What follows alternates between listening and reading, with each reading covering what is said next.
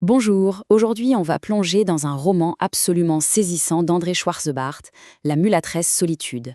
C'est une œuvre qui nous raconte l'histoire une figure quasi mythique de la résistance en Guadeloupe. Une histoire qui parle de mémoire brisée et surtout de dignité retrouvée. Alors, pour commencer, il faut savoir que le roman s'ouvre sur cette phrase. Juste ça. C'est une note d'historien, sèche, factuelle, presque clinique. Et pourtant, elle est d'une brutalité incroyable. En quelques mots, tout est dit. La tragédie, le destin scellé de solitude, sa vie sacrifiée, sa mort qui semble programmée dès le départ. Pour bien comprendre son histoire, son combat, il faut vraiment se replonger dans le contexte de l'époque. C'est crucial. Imaginez, en 1794, la Révolution française abolit l'esclavage. C'est une immense lueur d'espoir. Sauf que ça ne dure pas. 8 ans plus tard, en 1802, coup de tonnerre, Napoléon revient en arrière et rétablit l'esclavage. Et c'est cette décision, cet acte terrible, qui va tout déclencher, les grandes insurrections en Guadeloupe, et qui va sceller le destin de solitude. Voilà pour le contexte historique. Mais ce qui est fascinant dans ce roman, c'est qu'il ne commence pas directement avec solitude, non. Avant de nous parler de la rupture, de la violence, Schwarzbart nous emmène ailleurs. Il nous plonge dans le monde d'avant. L'univers de sa mère, Bayangomai. On découvre avec elle la mémoire une Afrique profondément spirituelle. Dans ce village d'Iola d'où vient sa mère, la vision du monde est complètement différente de la nôtre. Là-bas, la vie et la mort ne sont pas opposées, elles font partie d'un même cycle, un cycle sans fin. Les ancêtres, par exemple, ne disparaissent pas vraiment, non. Ils vivent sous la terre, ils nourrissent les champs de riz, et ils attendent de pouvoir renaître à travers les nouveau-nés. C'est un monde où l'âme est vue comme immortelle, profondément connectée à la terre. Et cette phrase du roman, elle résume cette vision du monde avec une poésie incroyable. Vous entendez ? La mort n'est pas une fin, c'est juste une transition. La vie, elle, est un éternel recommencement. C'est une vision du monde pleine d'harmonie, de sens, et c'est précisément cette harmonie que la violence de la traite négrière va venir fracasser, pulvériser. Et là, le changement de ton est brutal. On passe de cette poésie, de cette harmonie, à une violence, mais une violence inouïe.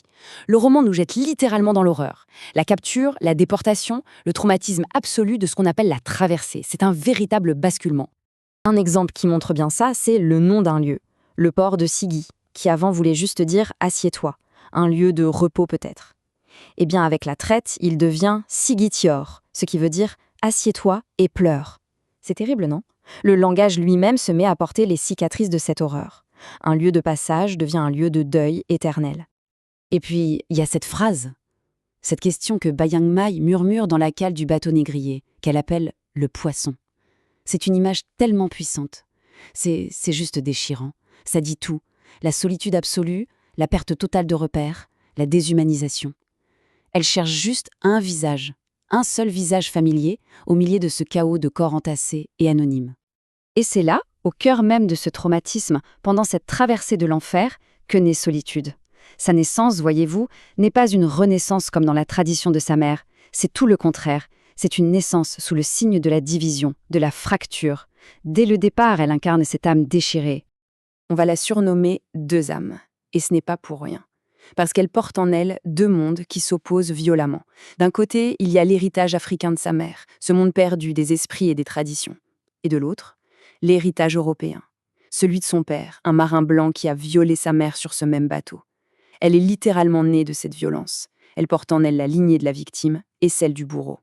Et cette division, on la voit partout. C'est d'abord physique, elle a des yeux de couleurs différentes, un œil sombre et un œil verdâtre. C'est aussi social, bien sûr.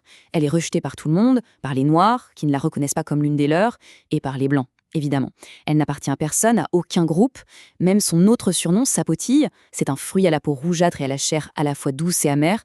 Eh bien, ça symbolise parfaitement cette identité double, cette solitude profonde qui la définit. Alors, la question qu'on peut se poser, c'est comment est-ce qu'une femme aussi isolée, aussi brisée de l'intérieur, peut devenir une figure de la résistance ?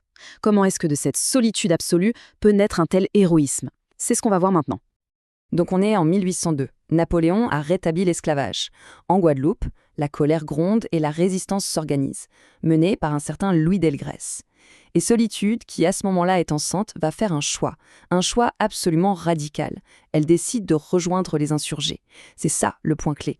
Ce n'est pas un accident, c'est un choix conscient, délibéré, de se battre, tout en sachant qu'elle porte la vie en elle. C'est d'une force incroyable. Et il faut bien comprendre que sa lutte, ce n'est pas que pour elle, c'est bien plus que ça. Quand elle est capturée, son exécution est retardée, juste le temps qu'elle accouche. Et c'est là que son geste prend toute sa dimension tragique et héroïque.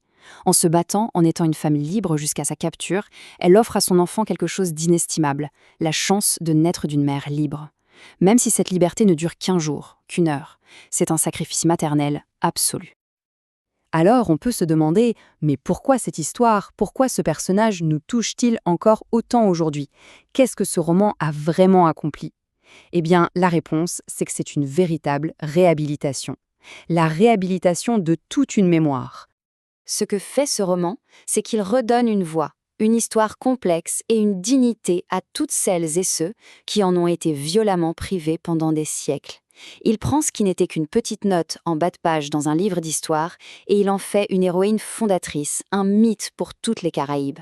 Et il faut savoir que l'auteur, André Schwarzbart, était lui-même un survivant de la Shoah. Pour lui, écrire sur ses mémoires brisées, c'était sa façon de rendre justice, par la force de la littérature, à tous les peuples martyrs de l'histoire. Et pour finir, je voudrais laisser cette question en suspens. En redonnant vie à Solitude de cette façon, avec autant de poésie, de symboles, est-ce que le roman se contente de reconstruire l'histoire, la grande histoire? Ou est-ce qu'il ne fait pas quelque chose de plus? Est-ce qu'il ne crée pas une nouvelle mythologie? Une mythologie peut-être indispensable pour qu'un peuple puisse construire son identité et se réapproprier son passé. C'est sans doute là que réside toute la puissance et toute la beauté de ce texte absolument inoubliable.